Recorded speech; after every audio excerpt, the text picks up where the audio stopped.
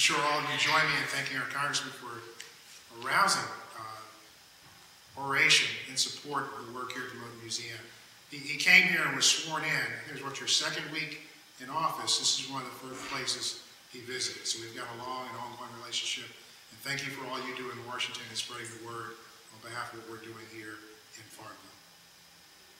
What I wanted to do at this time, understanding there may be questions from members of the audience or questions from the press as to how these two will work in collaboration, the development of a museum and an innovative approach in education, how we're going to go forward. So I'd be happy to take some questions at this time.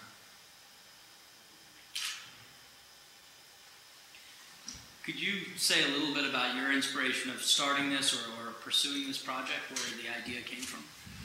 The idea is very deeply embedded in the mission statement of the museum, is to, one, see how the community came together, but then also to take that history and provide, through the history, programs for today's children that build upon it and make sure that they have the opportunities that their grandparents fought for 2 decades ago. As we looked on the horizon and we saw what was happening in the political arena, what was happening in the policy arena, we knew that as legislation moved forward in our own General Assembly, relative to charter schools, virtual schools, laboratory schools, there was going to be some sea change that came in public education. The Moton Museum always wants to make sure that the history that's a part of the transition from segregation to integration is a history that informs policy change going forward.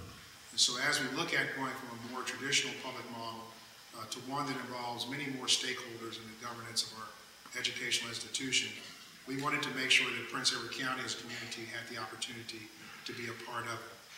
Now, the way that these grants from the U.S. Department of Education were structured, it was necessary that not state governmental education institutions lead these, but that nonprofits active in the community, engaged in the community, make application for these funds to find a way to be the conduit between the future change agents, those who, as you said, know what we know from the past, know what needs to be introduced within the classrooms, and can take it forward.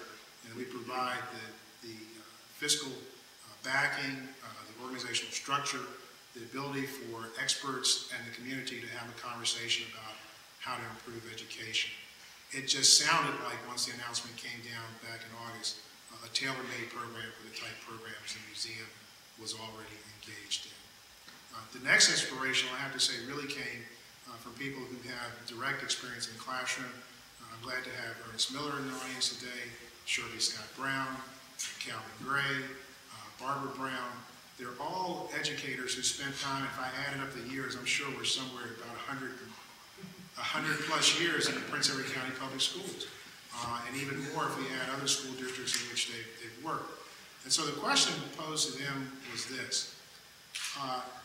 If you had the money to run a school system and you had more say in the way the system ran, would you be willing to use your experience and your expertise to run a system? To which they all said yes. And of course, but none of them said we have the money. And so I think the relationship here between the museum and the way we discussed it is that the museum will take on the heavy burden of raising the funds, which you've done with this initial planning grant through the Department of Education. We'll take on the responsibility of finding facilities, of putting everything in place for those who have the experience to make sure that they can impart to the next generation the greatest lessons. It's not very different from the way even that this building started, or the building across the street from here.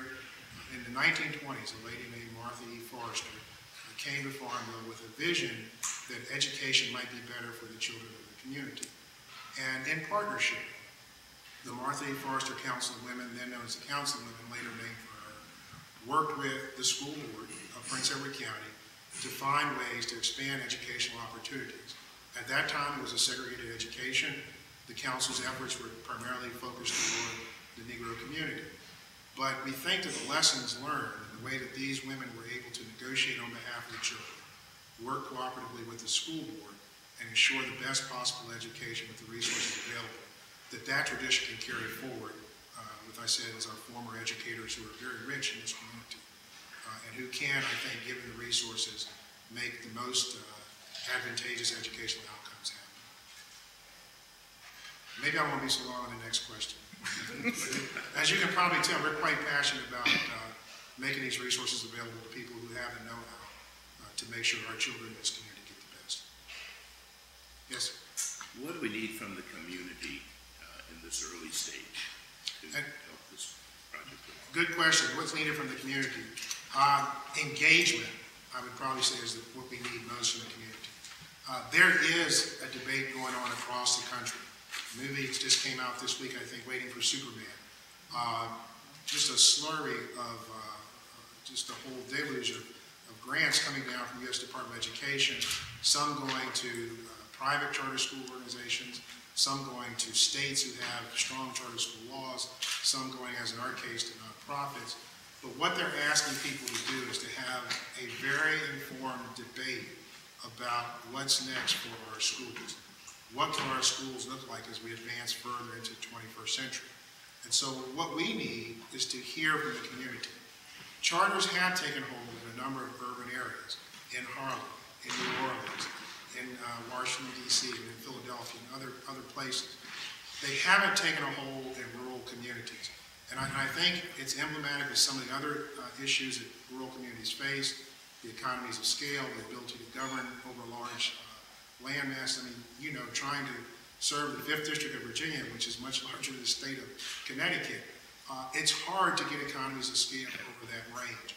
And so what we're trying to do is to find a way to take those lessons learned from high concentration urban areas and bring them into the rural communities.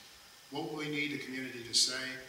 To say very clearly what your needs are. We've got to have a very good baseline to work from to understand where are our rural school systems today, what are the challenges they are facing, what are some of the innovations they would like to put forward, what are some innovations they've tried to put forward but not been successful in getting it through for whatever particular reason. What can we do to shape rural education for the 21st century? That's what we've got to hear from the community. We've got to hear from parents, got to hear from educators, got to hear from community leaders, and our promise as a museum is that if those voices come forward and express their desires, then we'll go into our mode and we'll take it upon ourselves to find the resources to meet the desires of the community. But we've got to hear them come